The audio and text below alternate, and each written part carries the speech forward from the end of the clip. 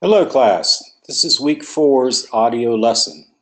Today I want to talk to you about financial statement analysis.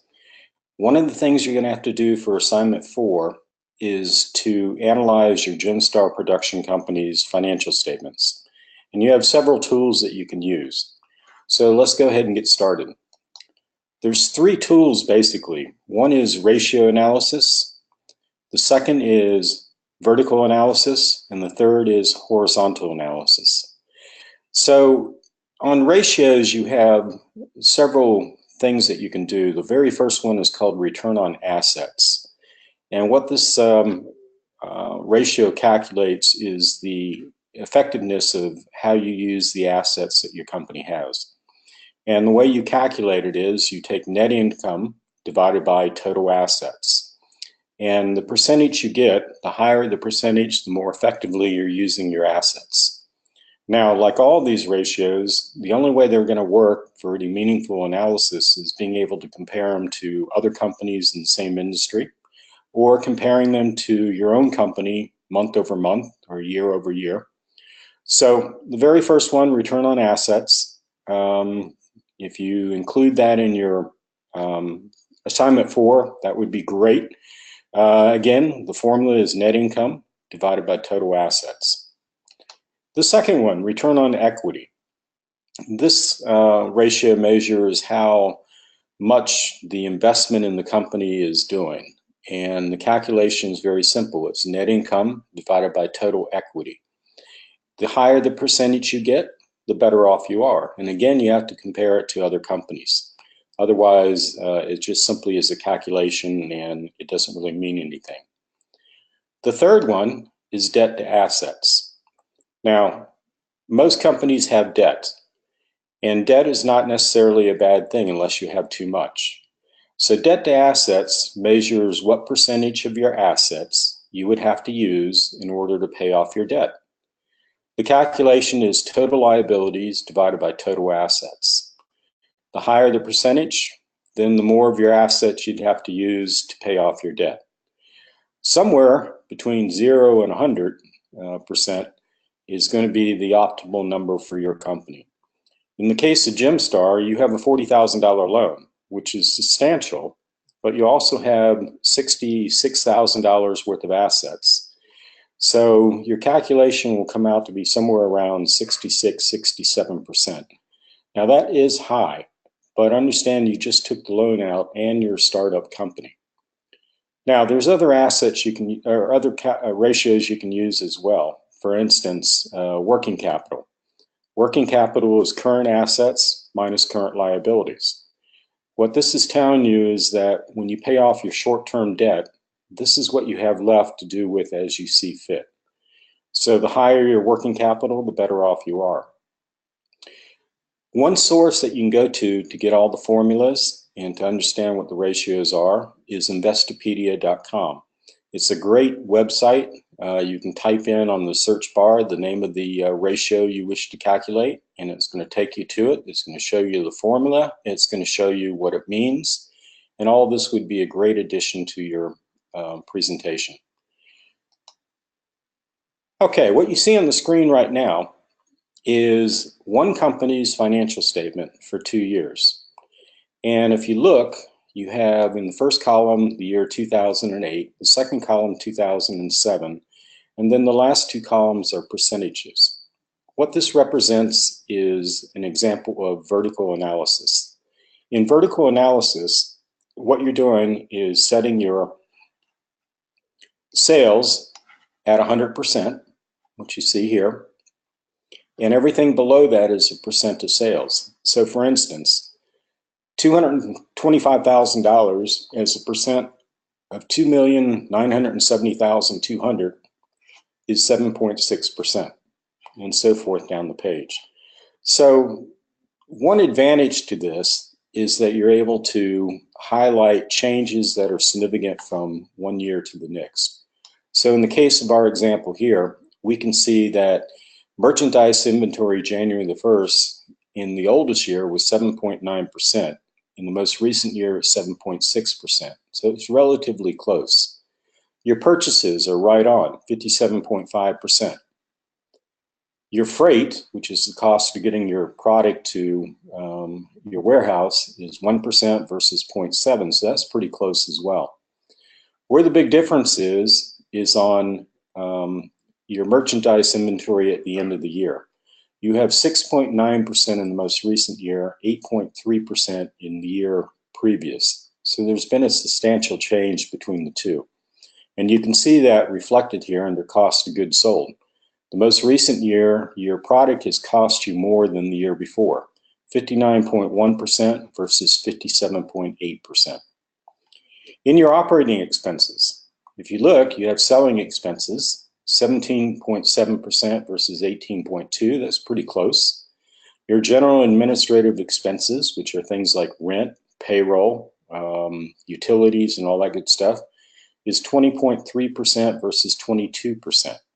So you had a substantial decrease in the general administrative expenses percentage-wise from the year before. If we go down to other income, if you look at the totals, it's 0.2% versus 0.7%. Not much of a change.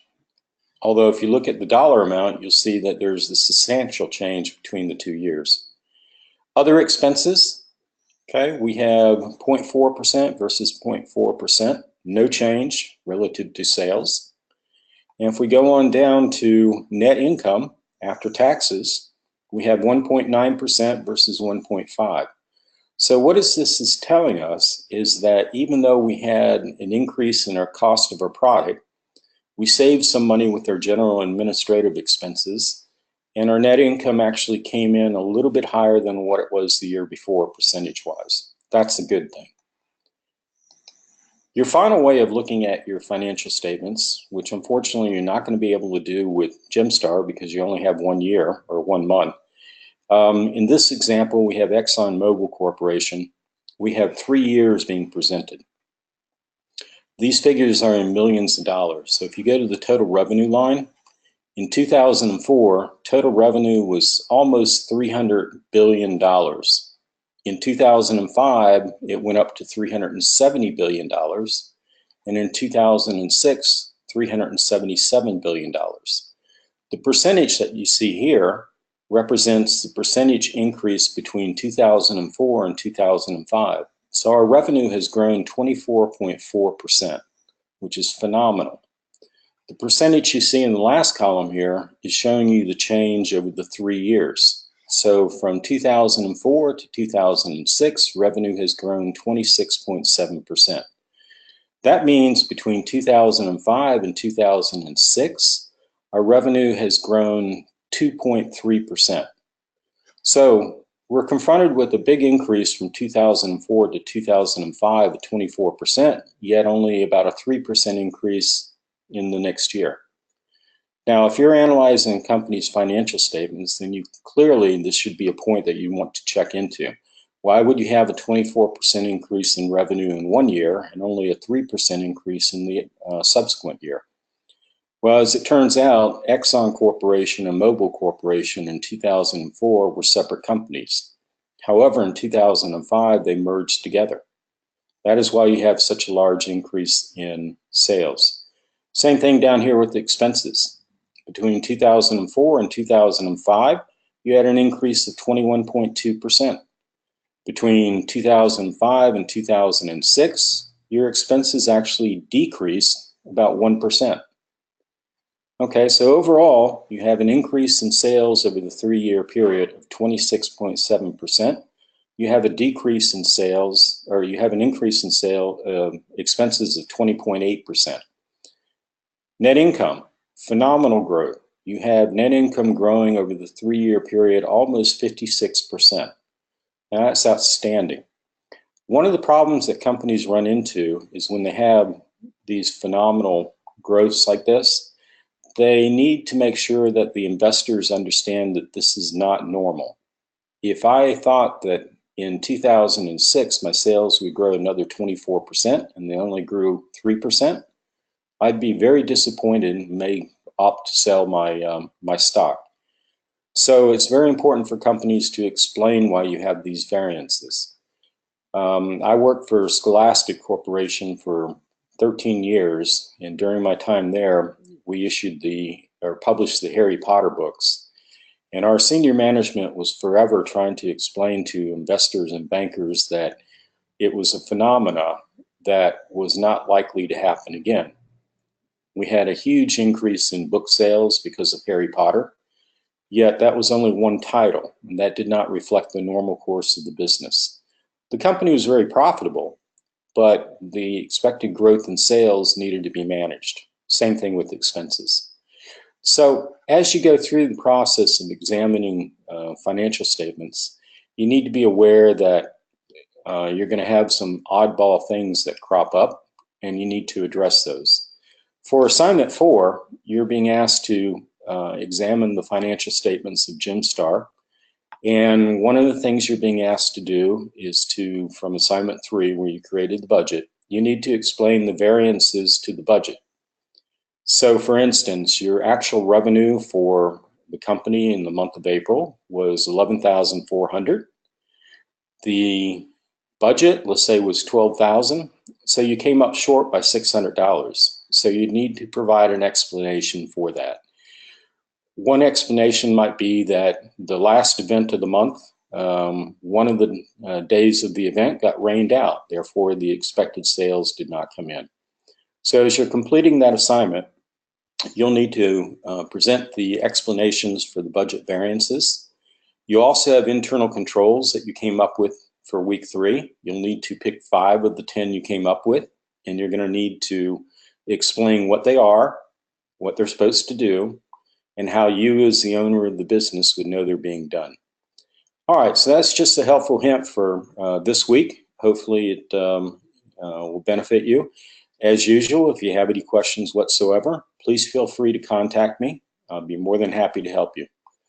Thank you.